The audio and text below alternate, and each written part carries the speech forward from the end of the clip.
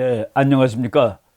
벌써 4월도 이제 마지막 주일이 됐습니다. 오늘 그 찍는 날짜가 4월 28일인데 이충무공 탄신일인 것 같아요. 뭐 위대한 장군이 있으면은 나라가 지켜지고 뭐 어떤 사람들은 그렇게 얘기를 하는 것 같아요. 이순신 장군 때문에 조선의 역사가 300년 더 지속될 수 있었다라는 말도 있는데 아무튼 오늘 그 이순신 탄생일입니다. 이번 주에도 이제 국제 문제가 많은데 하나는 그 한국 지금 그 청와대가 정부가 그 미국과의 관계가 상당히 그 꼬이는 이런 상황으로 가고 있습니다. 그래서 그 얘기를 좀 말씀을 드리고 또 한 주제는 지금 미국이 국내 정치에는 뭐 여러모로 그 혼돈스러운 측면이 많이 보이는데도 불구하고 대중국 정책에서는 아주 그 초당적으로 협력을 잘하고 있고 미국의 각 부분들이 중국에 대해서는 일사불란한 모습을 보이고 있다라는 그런 측면을 오늘 말씀드리기로 하겠습니다. 먼저 이제 첫 번째, 제가 제목을 청와대발 환상주의 외교의 파탄이라고 얘기했습니다.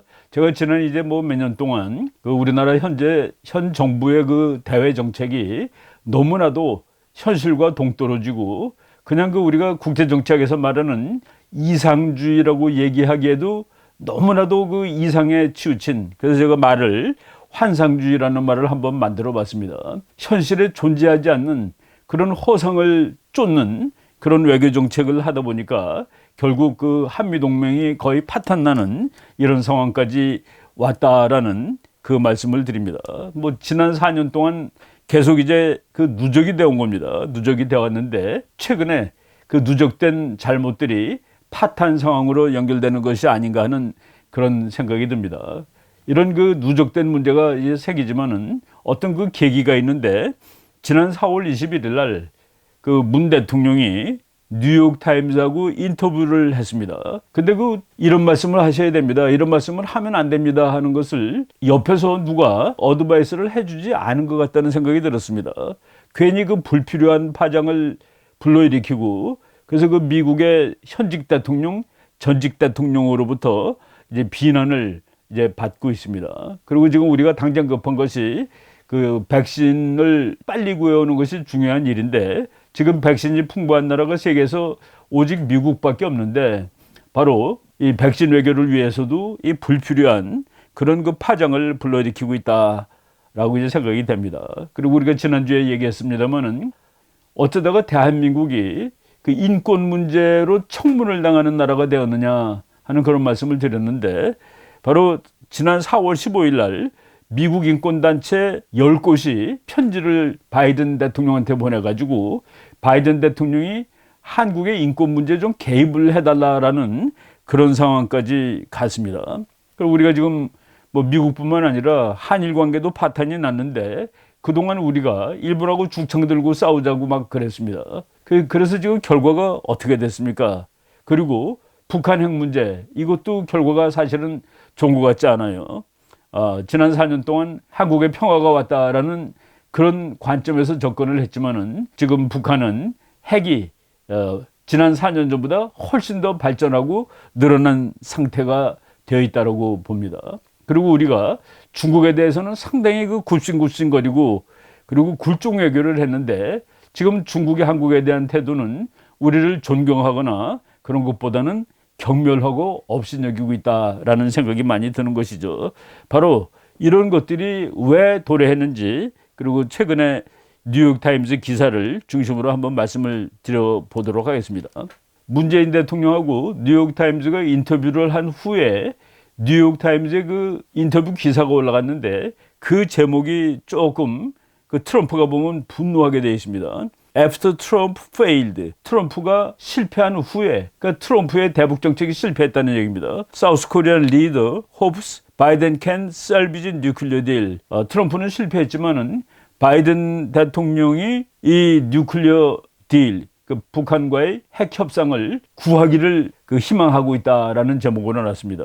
그렇더라도 뉴욕타임즈하고 트럼프는 사이가 대단히 나쁘죠. 그리고 뉴욕타임즈는 이제 바이든을 지지하는 편인데 우리가 거기에 이제 편승을 한 것 같아요. 한국 대통령이. 트럼프는 실패했지만은 이 실패한 핵협상을 바이든이 돌려주기를 희망한다라고 얘기를 했습니다. 그 기사 내용 뭐 중요한 거 몇 가지를 보면은 바이든 대통령은 북한하고 핵 협상을 빨리 시작해야 된다라고 한국 대통령이 얘기를 했습니다. 비핵화는 한국의 사활적인 문제다. 그러니까 바이든은 북한과 협상을 빨리 시작할 것. 한번 생각해 보십시다. 말이 좀 되나요? 한국의 사활적인 문제니까 바이든 빨리 북한하고 협상해. 우리가 해야 되는 거 아닌가요? 우리의 사활적인 문제면은. 그 다음에 미국은 지금 중국하고 싸우지 말고 북한 핵 문제는 물론이거니와 기타 그 여러 가지 글로벌 이슈들이 있는데 중국하고 협력을 해야 돼. 협력을 해야 된다고 미국한테 조언을 했습니다. 그리고 협력을 해야 되는 이유가 미국과 중국 관계가 긴장이 격화되면 그것은 북한이 그 긴장을 이용해 가지고 이득을 볼 거야.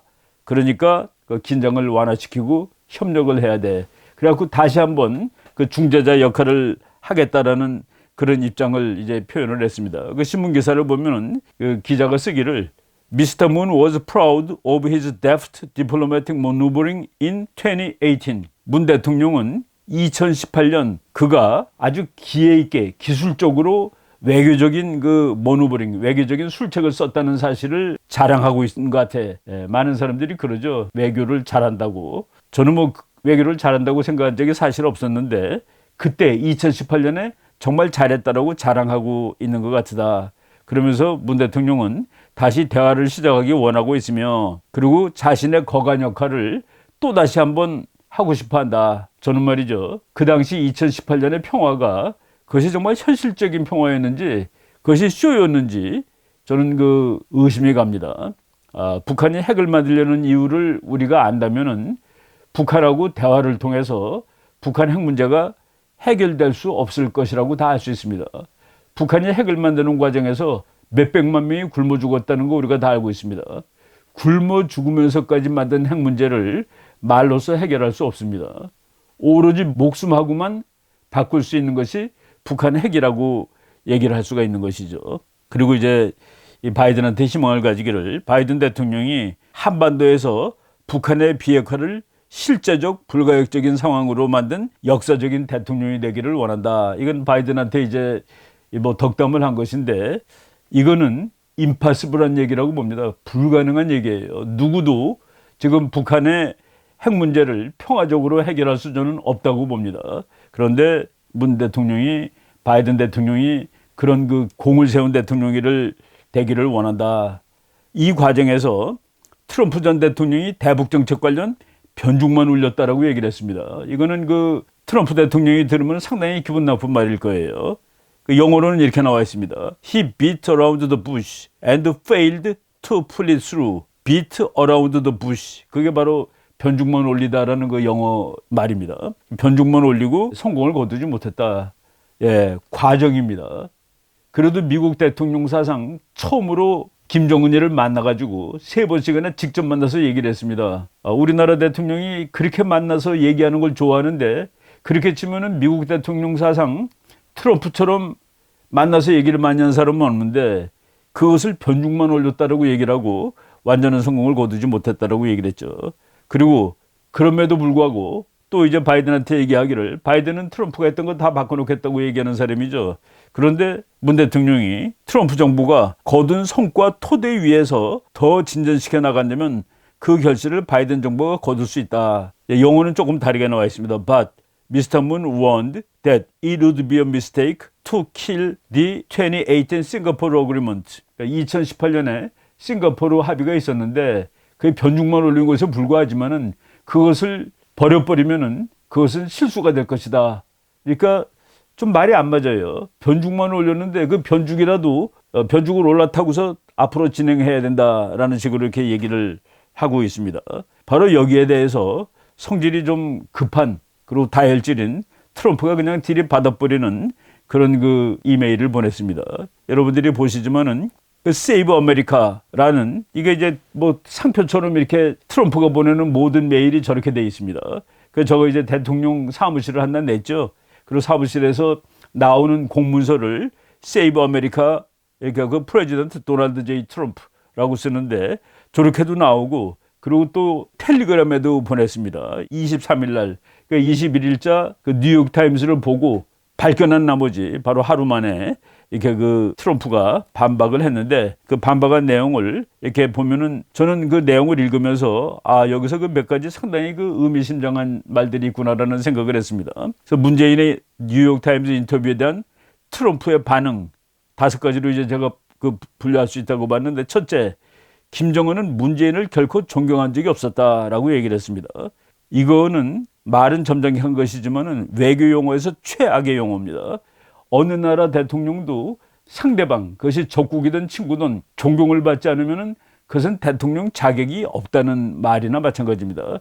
Never respected라는 말 썼어요. 그 자세히 말을 우리가 다시 보면은 트럼프가 자기는 그 어려운 시절에 김정은이를 알게 되었다. 그리고 좋아하게 되었다라는 말까지 괄호하고 접어넣습니다. 좋아하게 되었다라는 것은 이미 트럼프가 그것이 진짜인지 가짜인지도 구분 못하느냐라고 얘기한 적이 있듯이 아마도 문 대통령을 약 올리기 위해서 저렇게 쓴 걸지도 모르겠습니다. 김정은이는 결코 문 대통령을 존경한 적이 없다. 그리고 두 번째 포인트는 뭐냐면은, 그리고 지난 몇 년 동안 한국을 지켜준 것은 자기다. 김정은이가 공격적인데 그 공격성을 막아준 것은 자기 자신이다. 그런데 but unfortunately for them, 한국에게는 불행한 일일지 모르지만은 I am no longer there. 나는 지금 더 이상 그 자리에 있지 않다라고 얘기를 했습니다. 세 번째, President Moon was weak as a leader and as a negotiator. 이것도 외교적인 용어인데 저거는 정말 그 어느 나라 대통령한테 하기에는 최악의 비난, 비하 용어라고 보시면 됩니다. 욕하는 것보다도 더 못해요. 그 사람은 약한 지도자야, 약하다, 이런 말을 절대로 그 들으면은 이것은 외교적으로 안 되는 얘기인데, 허약한 지도자고 협상도 잘 못하는 사람이다 라고 얘기를 했습니다. 그리고 네 번째는, 이건 제가 읽으면서 이거가 정말인가라는 그 의문도 조금 가지면서 이것이 사실이라면은 나중에 문제가 될 수도 있다라는 느낌을 가졌습니다. 트럼프가 뭐라고 그랬냐면은 한국이 우리에게 지불했다고 동의했던 수십억 달러가 있다라는 그 의미를 냈습니다. 가만히 있었으면 한국이 수십억 달러를 더 줄 것인데 바이든은 그것을 못 받아내고 있다라는 식으로 네 번째 포인트가 그겁니다. 그리고 다섯 번째 포인트는 수십억을 올려줄 수도 있었는데 자기가 올려받은 거에 그냥 1%나 되나마나 하는 돈을 겨우 바이든은 받아내고 있다. 그러니까 바이든이 올린 것이 이제 우리가 그 주한미군 주둔 비용 중에서 한 13% 정도 이제 작년보다 올렸습니다만은 그 13% 올린 그 액수가 트럼프가 지가 받아낼 수 있는 것에 겨우 1%나 되는지 모르겠다라고 얘기를 하는 거예요. 근데 여기서 그 네 번째 말한 거, 한국 정부가 만약 트럼프 대통령이 됐으면은 수십억 달러를 더 주겠다고 협상 과정에서 얘기를 한 모양인가 하는 그런 그 의심을 가져볼 수 있는 얘기를 이제 트럼프가 했습니다. 우리가 그 뭐 통계를 보면은 작년에는 주한미군 주둔 비용으로 9,200만 달러를 줬는데 이제 바이든이 된 다음에 협상이 성공을 해가지고 10억 3천만 달러를 이제 주기로 했습니다. 그것이 13.9%가 이제 증가된 것은 맞지만은 트럼프가 보기에 자기가 얻어올 수 있는 것에 불과 1%도 안 되는 것 같다라고 얘기를 하고 있는 겁니다. 제가 여기서 이제 우리나라 대통령이 그 바이든이 트럼프를 별로 좋아하지 않으니까 그래서 이제 바이든 대통령의 비위도 맞출 겸 트럼프를 비난해야 되겠다 해서 얘기했는지는 모르겠습니다. 그런데 미국 대통령들은 말이죠, 당이 같거나 다르거나 그 사람들이 아주 정말 그 친밀한 사람들입니다. 제가 더 프레지던트스 클럽이라는 그 뭐 책을, 이게 나온 지 한 7, 8년 된 책인데 몇 년 전에 이제 그 구입해가지고 대충 훑어봤는데 그 부제가 Inside the World's Most Exclusive Fraternity, 세계에서 가장 가까운 프레터니티라는 거는 그 친한 사람들끼리 모인 그런 모임을 얘기합니다. 세계에서 가장 친한 사람들끼리의 그룹, 뭐 클럽 이런 얘기예요. 여기 그 대통령 5명 있는데 저 사람들이 전부 다 대통령을 역임했던 사람들입니다. 아버지 부시, 뭐 지금은 돌아가셨지만은 아버지 부시, 오바마, 아들 부시, 클린턴, 그리고 카터. 저 사람들이 공화당도 있고 민주당도 있지만은 저 사람들의 관계는 정말로 끈적끈적합니다. 그래서 아무리 트럼프하고 바이든이 사이가 나쁘더라도 바이든 앞에서 트럼프를 외국 대통령이 비난하는 것은 그거는 미국 사람들한테 별로 그 기분 좋은 일이 아니다라는 사실을 제가 이제 뭐 말씀을 드려야 될 것 같아서 저 책을 지금 잠깐 인용을 하겠습니다. 그리고 바로 이제 지금 촬영하는 기준으로 어제입니다. 4월 27일 날 청와대에서 국무회의가 열렸는데 국무회의를 하면서 대통령이 3년 전을 그 회고를 했던 모양이에요. 판문점 선언을 한 지 어느덧 3년이 됐다. 도보다리의 풍경이 아직도 눈에 선하다. 그런데 지금 결렬돼 가지고 4월 27일 기념할 수 있는 날을 제대로 기념도 못해서 안타까운 심정이다. 그리고 그 기자 얘기로는 한 번 더 평화 프로세스의 가능성을 보였던 날이다. 뭐 저희들이 상황을 설명을 했지만은 저는 이것이 단호히 실패할 것이다라고 얘기를 했었습니다. 그리고 지금 단호히 실패된 그런 상황이 있는 것이죠.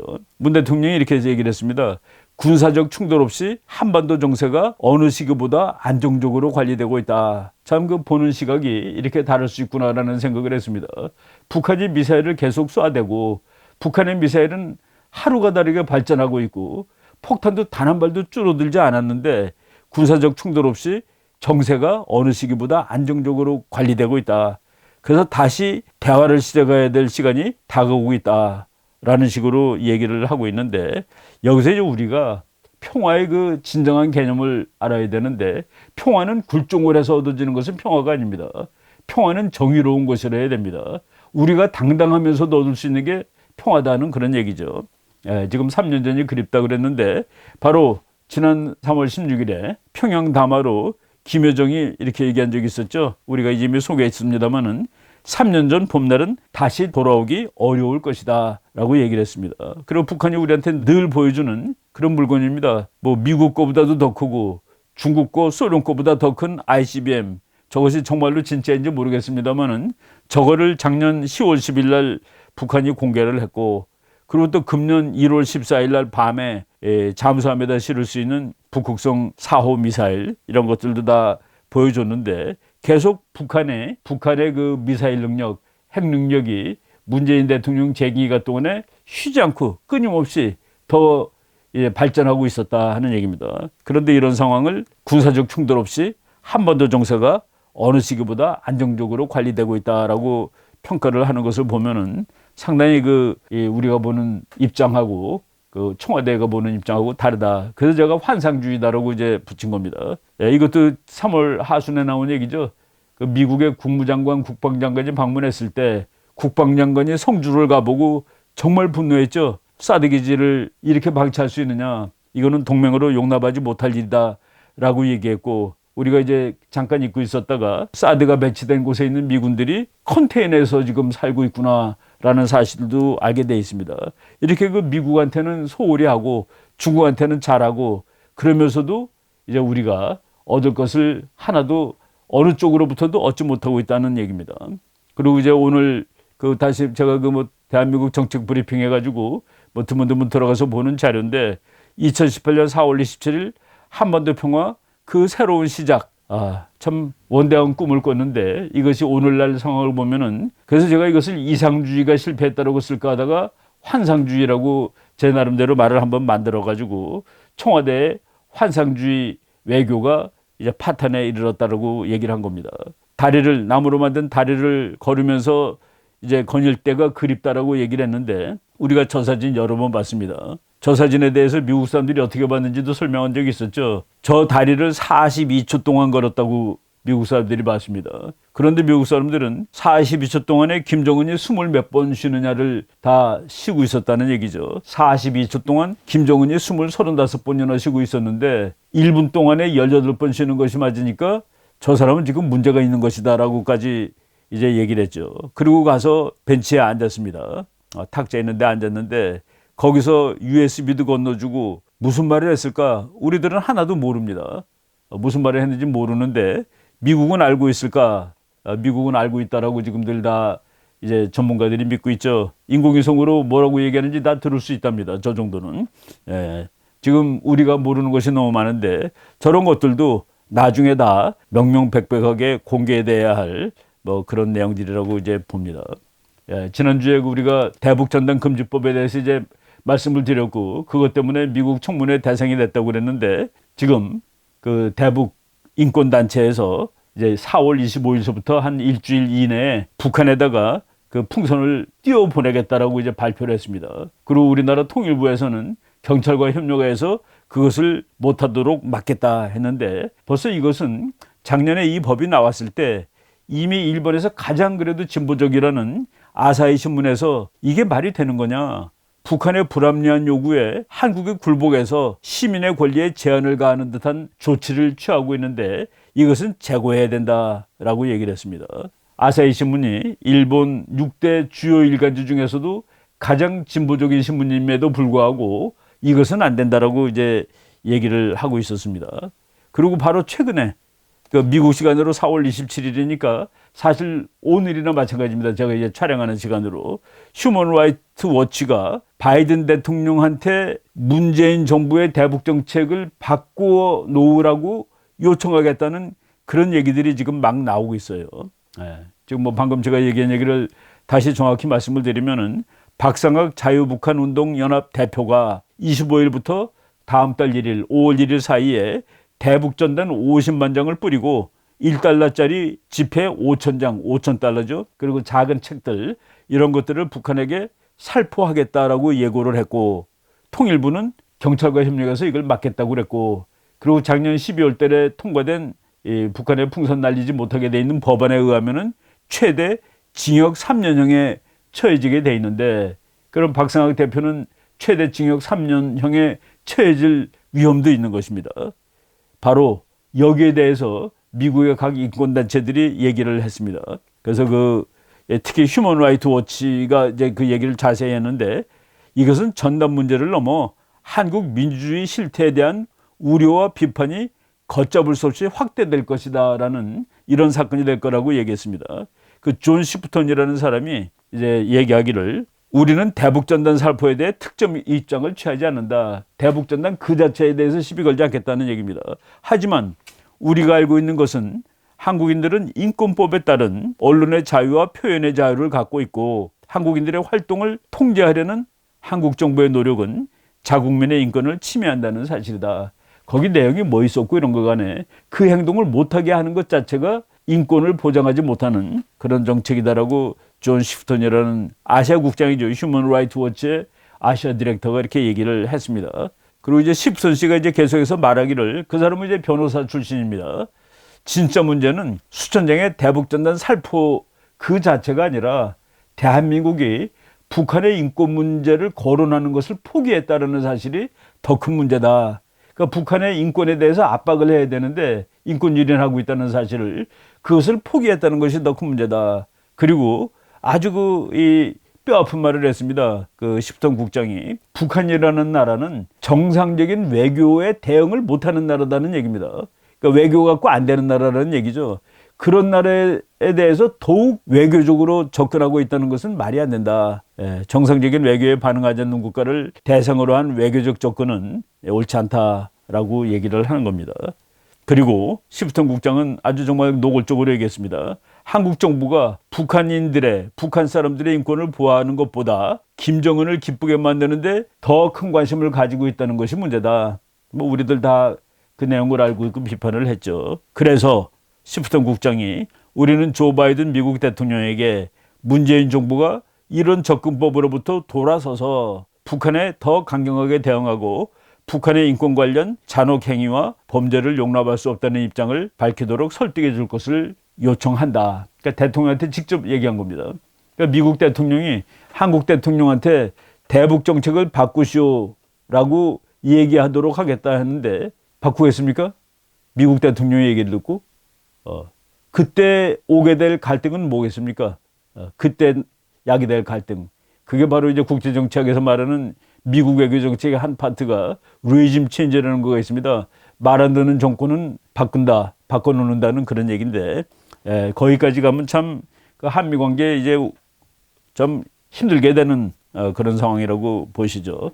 그 외에도 로버트킹 특사도 이 문제를 지적을 하고 있고 고돈창 변호사 뭐 우리 여러 번 소개한 사람도 이 사람도 이 문제를 이제 제기하고 있는데 로버트킹 특사는 이렇게 얘기했죠. 지금 풍선 보내는 일은 그게 민주주의 국가에 사는 사람들이 원래 그렇게 하는 거야 라고 얘기를 한 겁니다. 민주사회에 사는 사람들은 다 그렇게 행동을 하는 것이지 그들은 무엇인가에 반대할 때 이런 식으로 항의하는 거야 그러니까 풍선 보내는 것은 너무나도 민주시민으로 자연스러운 일이다라고 얘기를 한 겁니다. 그리고 풍선을 보내는 것 자체가 민주주의를 행사하는 것으로 규정을 하고 이는 민주주의 정부의 훌륭한 혜택 중에 하나다. 그런데 그걸 못하게 하면 어떻게 하느냐는 그 얘기를 킹 특사가 얘기를 한 겁니다. 그 로버트 킹 씨는 오바마 대통령 때 북한 인권 특사가 됐던 거의 그 외교부 차관급의 인물입니다. 그리고 고돈창 변호사는 그랬죠. 표현의 자유를 지지하고 북한의 인권을 지지하며 대북 전단 살포를 지지한다. 전단 살포는 긍정적인 변화를 가져올 수 있고 문재인 정부는 이를 금지해서는 안 된다. 대북 전단 금지법 자체는 잘못된 것이며 한국 국회가 이 법을 폐지하기를 바란다. 하긴 뭐 압도적인 다수를 가지고 있는 정당이 있으니까 뭐 바꾸고 싶으면 얼마든지 바꿀 수 있을 겁니다. 그리고 고돈창 변호사는 한국 통일부에 대북 전단 살포와 표현의 자유를 허용하고 전단 살포자들을 체포하지 말며 북한 인권을 지지해야 한다고 말했다. 그리고 지금 하고 있는 일을 즉각 중단하라고 말했다. 이제 풍선을 아직 보내지 않았습니다. 그 행동했을 때 한국 정부가 이 풍선을 보내는 사람들한테 어떻게 행동을 할지에 따라서 이제 한미 관계가 정말 엄청나게 나빠질 가능성이 있는 뭐 그런 시점이 되었다라고 보입니다. 특히 이제 우리가 미국 가서 5월 말에 뭐 미국 가서 이 백신 외교를 해야 되는 이런 상황인데 그 성공을 위해서라면은 우리가 지금 미국의 인권 관련 그 인사들이 권유하는 내용들을 그 허심탄회한 마음으로 받아들여야 한다라고 저는 보고 있습니다. 예, 지금 뭐 한미 관계가 이제 그 상당히 긴장스러운 관계가 되는데 이것이 우리가 잘 해결되기를 그 뭐 바라는 마음입니다. 그래서 그 첫 번째 주제는 이 정도까지 얘기를 하고 두 번째 주제는 그 미국 얘기를 오늘 좀 해드리기로 하겠습니다.